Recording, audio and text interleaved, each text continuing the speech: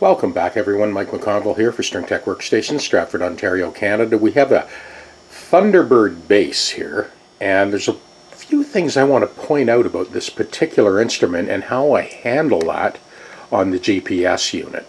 So the first thing I want to point out is just how flexible this neck is. Man, it's moving like at least 1/8 of an inch. Let me bring you in closer. This is a much better angle. Look at this. I'm not putting that much pressure on it. Anyway, so this is definitely floating on string tension.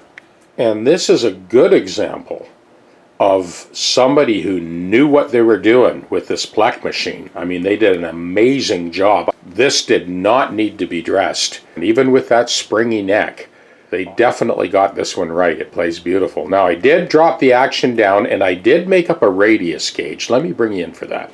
Now, you have seen this lots of times before in other videos, so I have a spring-loaded self-adjusting radius gauge just floating on some low-density foam.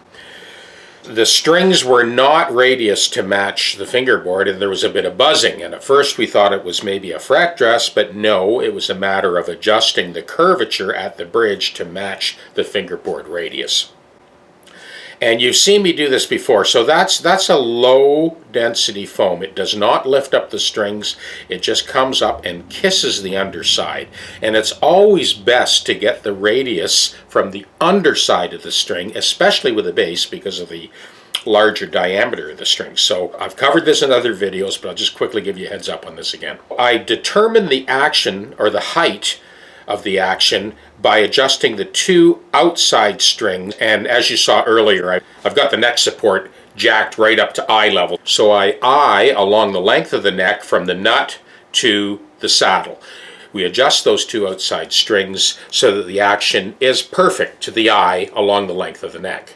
So once that's been determined, the action on the outside strings, these two middle strings are then jacked up out of the way, and then they're gently brought down until they just contact that radius gauge without actually pushing it down.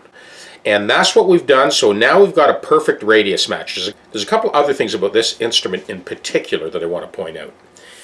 So at this end, this strap just basically loops up under the neck, over the other side. So between the two small straps at the center pin and this strap, that holds the body firmly down against the body platform.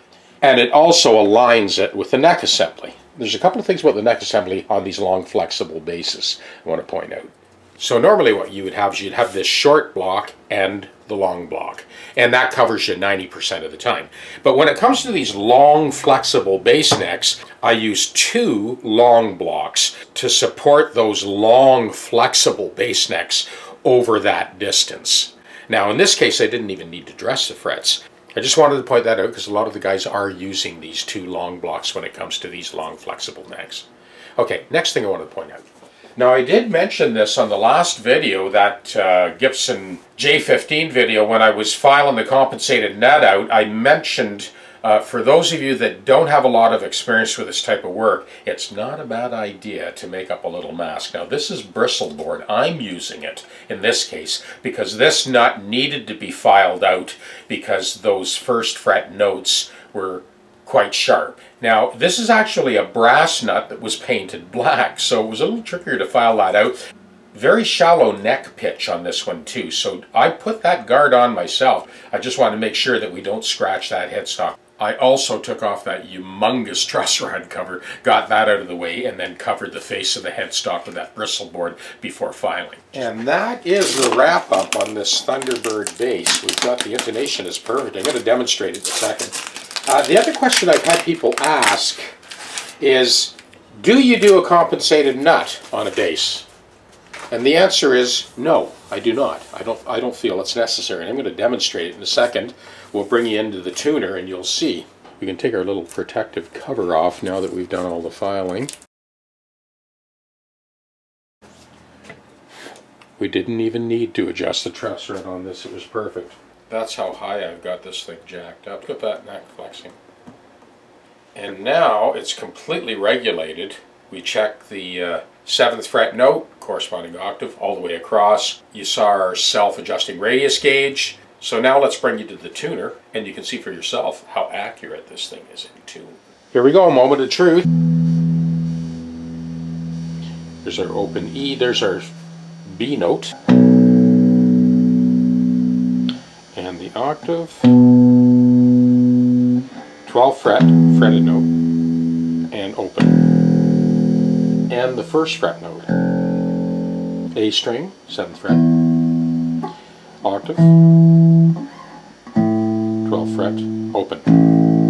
So the A string is the one string that has the largest amount of displacement, but even that first note on the A string, it's perfect. So it's just that one open A string that, you know, what was the difference here? Yeah, it's about 5 cents flat. Here's the D string, 7th fret, an octave,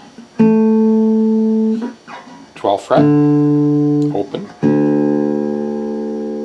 and 1st fret note. And then the G string, 7th fret, octave, 12th fret, open, and 1st fret note. I could actually file that down a little bit. I'm going to try filing that down. So these are the two small straps that hold that center pin.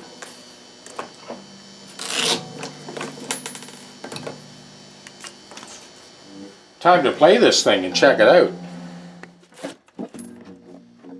So this is the bridge pickup.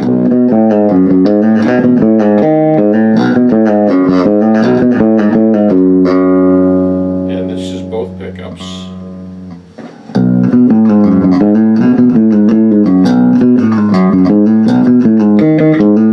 And this is the neck pickup.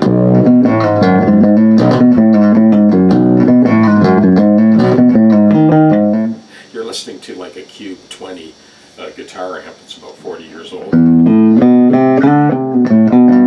Anyway,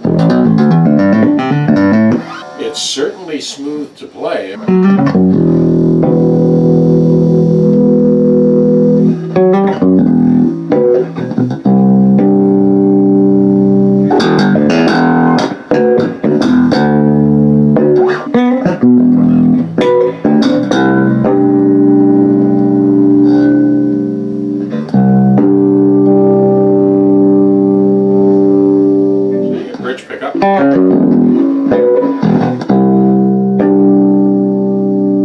So I have put a fresh set of these hybrid strings on here, and the one last thing I wanted to point out is the machine threaded fastener to adjust the travel on the E string saddle and on the A string saddle. Both of them had to be clipped back. This machine threaded hole in the cast saddle is a blind hole. It only goes so deep. Well, we couldn't pull that saddle back far enough in order for this to intonate. Same deal with the A string.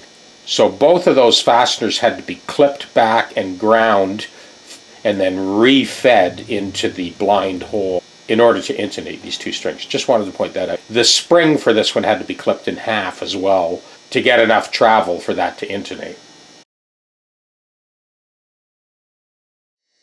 And that's it. That's the wrap up for the Epiphone Thunderbird bass. Cheers.